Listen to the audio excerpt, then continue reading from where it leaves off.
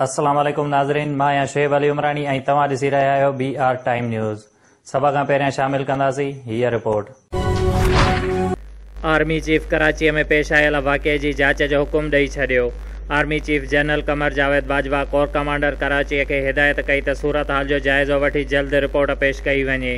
ISPR पारां जारी कयल पधिराईअ मूजिबि आर्मी चीफ 19 अक्टूबर ते कराचीअ में पेश आयल मामले जी समूरनि वखुनि खां जांच करण जी हिदायत करे छॾी। सिंध पुलिस जी इज़त ते सौदेबाज़ी न कंदुसि, गवर्नर राज लॻाइण जी ॻाल्हि कंदड़ गवर्नर राज लॻाए ॾिसनि। सिपाहीअ खां SP ताईं सिंध पुलिस जे ऑफिसर उहो सवाल पुछनि पिया त IG सिंध जे घर जो घेराव कंहिं कयो।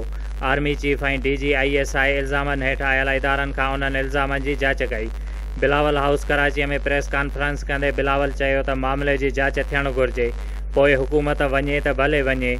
वॾे वज़ीर खे हिदायत कयां थो त बेटनि वारे मामले ते सॼे सिंध जो दौरो करे अवाम खे एतमाद में वठे।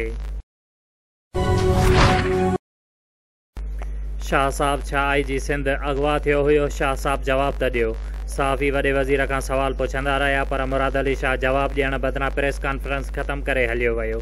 वॾे वज़ीर जी प्रेस कॉन्फ्रेंस दौरान चैनल्स जी लाइव कवरेज बंदि थी वई।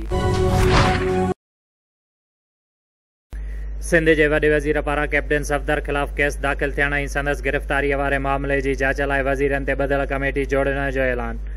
मुराद अली शाह चयो आहे त कैप्टन सफ़दर ख़िलाफ़ केस दाख़िल करण खां अॻु बक्का यूनिवर्सिटीअ भरिसां गॾिजाणी कई वई, जंहिं में हिकु वफ़ाक़ी वज़ीर बि शिरकत कई। हिकु साज़िश तहत नून लीग अॻवान ख़िलाफ़ कूड़ो केस दाख़िल कयो वियो।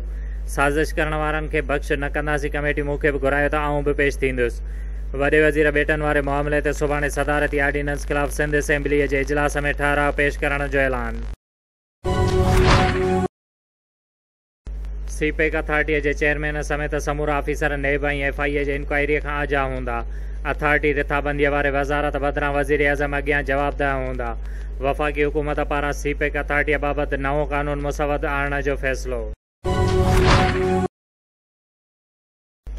PTM जे सरबराह मौलाना फज़लुर रहमान चयो आहे त जलसनि में इदारनि ऐं आला शख़्सनि जा नाला वठण ते असांखे बि अफ़सोस आहे। एतिरी नौबत न अचणु घुरिजे। हैदराबाद में मीडिया सां ॻाल्हाईंदे मौलाना फज़लुर रहमान चयो त जमहूरियत खे पटड़ीअ ते न आंदो वियो त उहे सवाल अञा बि वधीक ज़ोर वठंदा। अञा बि वक़्तु आहे त मुल्क खे हक़ीक़ी जमहूरियत वापसि में आणे। पार्लियामेंट खे अवाम जी हक़ीक़ी नुमाइंदगी बणायो वञे। ब्यूरोक्रेसी ऐं ॿियनि इदारनि खे सियासत में शामिल न थियणु घुरिजे।